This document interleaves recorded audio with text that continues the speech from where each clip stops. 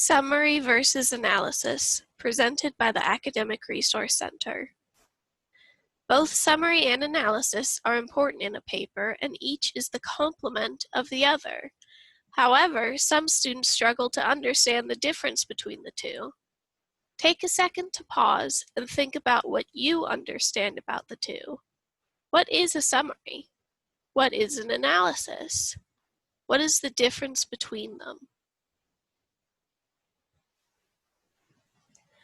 A summary is a brief, concise review of the main points of a text and should contain none of your own thoughts or ideas about the text. Summary is much like paraphrasing. You should only include the key points of a text, and it needs to be cited. If it is not in the original work, do not include it in your summary. A good way to stick to the main points of a piece you need to summarize is to think about the who, what, where, when, why, and how. This method doesn't just apply to literary analysis, like in this example here, but can be used for any resource you may use in most types of papers. In a scientific study, the who might be the author of the article, and the how might outline their scientific method. Let's pause for a moment. Try to create a summary for the story Cinderella. How would you answer these questions?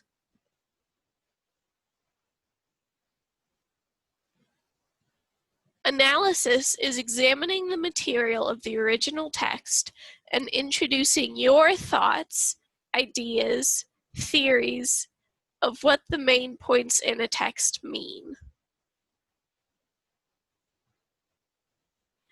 An analysis needs to contain an opinion or argument based on the original text in order to be considered a true analysis.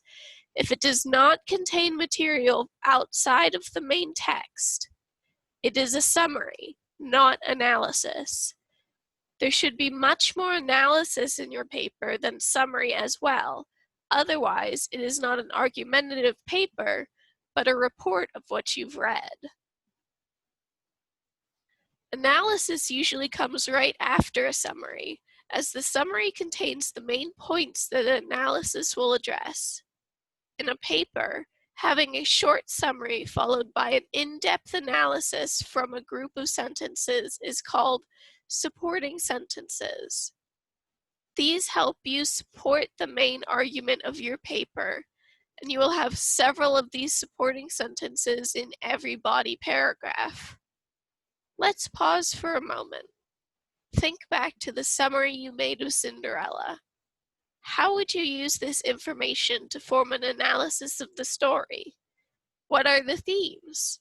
Do you think this story still matters today? Why do you think it was written?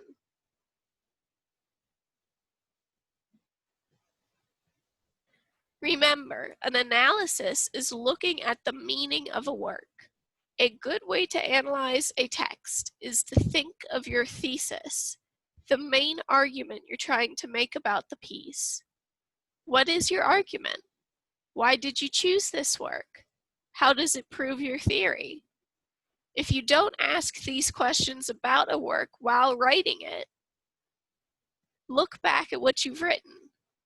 Does it contain any outside thoughts or ideas?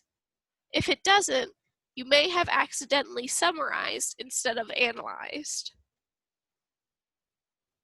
If you have any questions about what a summary or analysis is, there are writing LibGuides at the bottom of the John Tyler Community College tutoring page. You can also come to the Academic Resource Center to speak with a tutor one-on-one.